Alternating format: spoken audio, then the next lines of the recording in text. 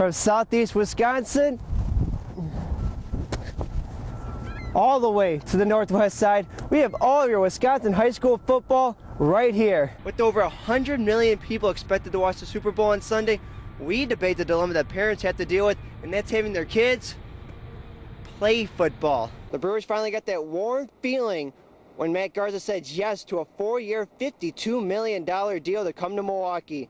And since 2009, 42% of the Brewers signings have come after January. First domino has fallen for the Bucks, and it's Jim Boylan.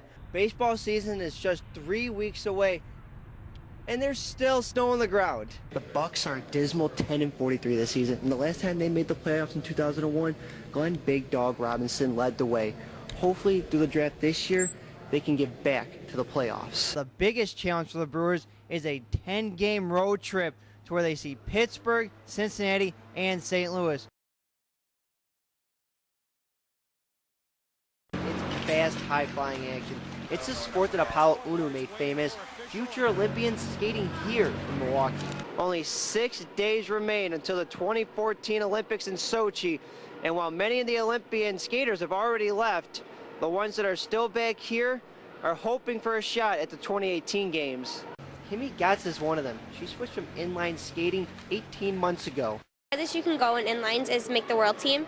So you get there, you get a medal, and it's like, well, what's next? There's no Olympics. Even with less than 2 years experience, she just missed qualifying for the Sochi Olympics. I got 5th at this Olympic trials, so it would have been an Olympic team if they were taking top 5. I think it's better, like I could focus on juniors. This is my last year as a junior, get some more experience, and in 4 years I'll be a lot more ready. John Henry Cougar felt that he could have been in Sochi if he didn't get sick during the trials. I went to the doctor the next day and he said I had swine flu, and I ended up making an A final and placed 2nd overall, but it wasn't enough to make the team. Now Kimmy and John Henry have their sights on the 2018 games.